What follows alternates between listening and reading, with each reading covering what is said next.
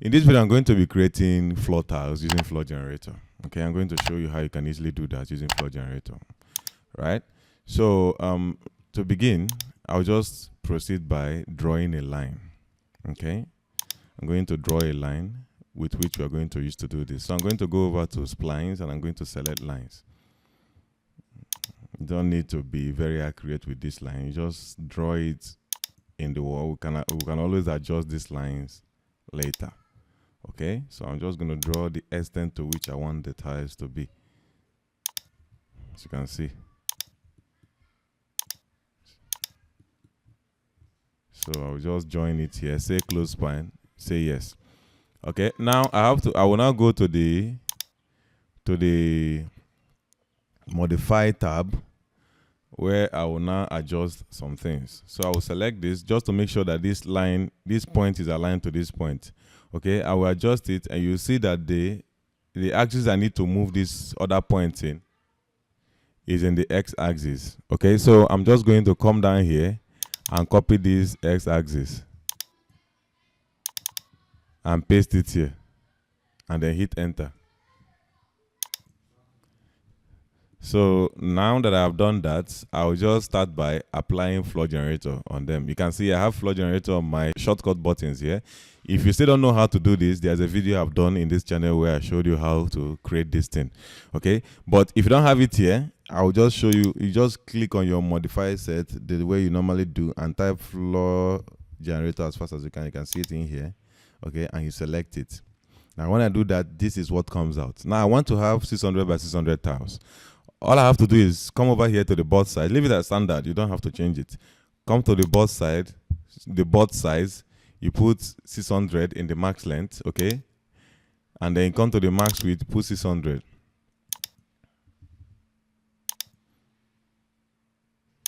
We are getting close, but as you can see, this thing doesn't look like a floor tile. You see, it's still staggered a little bit. So what we need to do is come to this minimum offset over here and then add 0 there. So that is going to align this entire thing to give us the way, the way we set our tiles to look. Okay, so when I do that, let me go and make sure that this thing is on the floor.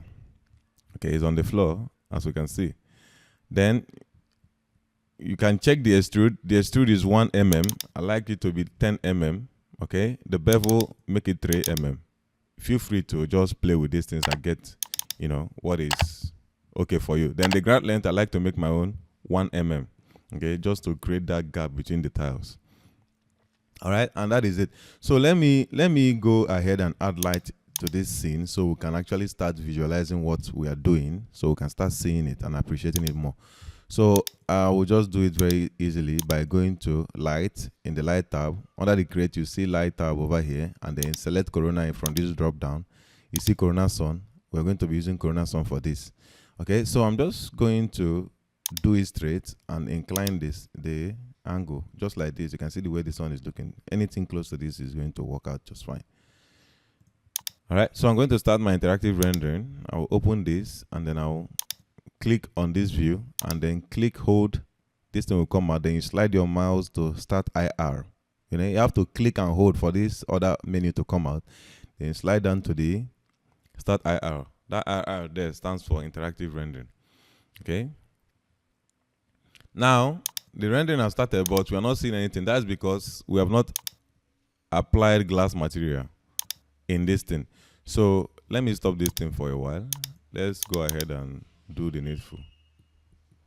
So I'm going to select this, right click, select similar.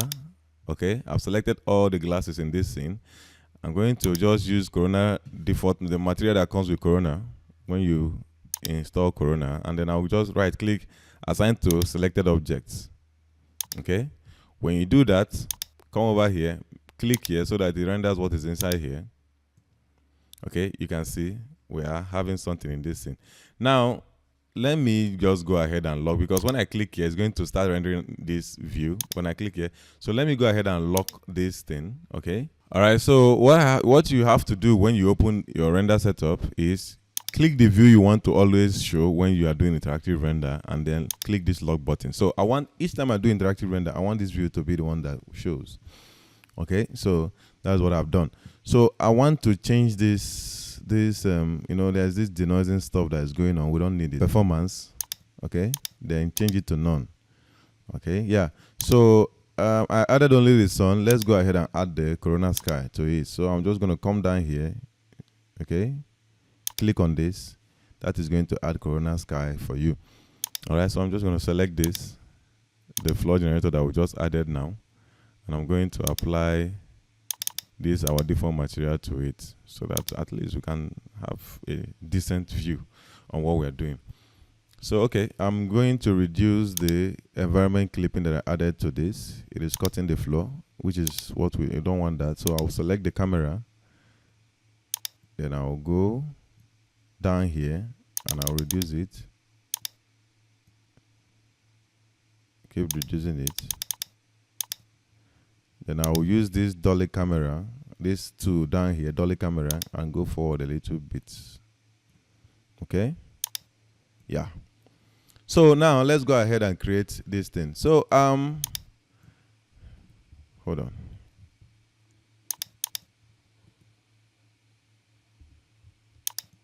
Now, instead of making this thing 600 by 600, I think we should like do something interesting. Make it like 600 by 12. Okay? I'm going to make it 600 by 12. That means I'm going to go and find a map that is 600 by 12 map. Okay? To be able to do this. All right, we're going to start by creating a default material for the floor tile. So I'm just going to open my material editor and I'll duplicate this default one. Make sure it is selected and I'll apply this to it instead. Now I'm going to increase this glossiness to 8. Okay, or even 9. All right, and then I'm going to come over here and make it white, fully white, so that it will be reflective. Like as you can see, it is reflecting now. Okay, so the next thing I want to do is, for this I'm going to be using Corona multi-map because I will be combining a lot of maps. All right, this is the map we are going to be using. You can see we have 6 maps here. So with the help of multi-maps, we are going to combine everything into the same material. Okay, so here we already have 6 maps. So the first thing I want to do is I want to pass this thing. Let me just take it straight to the diffuse. And when I do that, you see what happens. It changes everything to purple. That's not what we want. I want these 6 colors to show on this floor. Okay, what do? We get on with the settings. All right, so I'm going to, in here, I'm going to change this thing to mesh element. When you do that, you see, it's showing all the colors.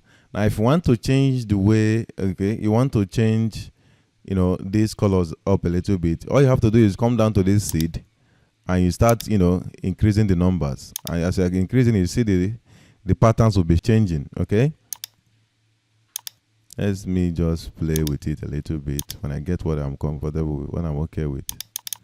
Okay, you can also do randomize hue, whatever, but that seed is the one you use to change the pattern totally. So I think what we have here is okay. This just 2, okay, is okay. So now I'm going to pass color correction map in here. In the map, we come to color correction, take it down there. I'm going to duplicate this again. All right, and I'm going to plug it this time around. I'm going to plug it to the reflective gloss. Okay, so here I'm going to load in batch load textures. So I'm going to load in this. All right, and I'll say open. Okay, now for the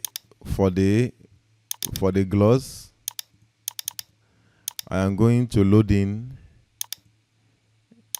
the map for the gloss and I'm going to say okay too. All right, now this same map I can also apply it to the bump if I want to add bumps. Okay, so now I can come over here and add one in here. It doesn't really matter. It is still, because we have this glossy map, it is going to show the map the way it is supposed to be shown. All right, let me make this thing big so that I can appreciate it even more. All right, you can see our floor there, flooring. Okay, so let me just do pan zoom so that I can come close and have a better look at this. Okay. If the gap in the tiles is too much, if the gaps are too much, you can actually, reduce them by coming over here and making this thing 0.5 instead of 1. Okay, that will close up it. That will close it up a little bit. All right, so let me exit this pan zoom. I can go ahead and put your curtains and lights and other things, but this is how you create, floor tiles, any type of floor tiles. You can see this one is 600 by 1.2. You can make it 600 by 600 and put 600 by 600 maps in there, or you can even do it like that and map it anyhow you want. There are various ways you can do this. All right, so that's it for this video. I hope you enjoyed it. If you did, please give me a like, and if you're new to this channel, consider subscribing. Not only subscribing, ring the notification bell so you don't miss any of my future tutorials. Okay, thank you very much for watching this video. I'm going to see you in the next one.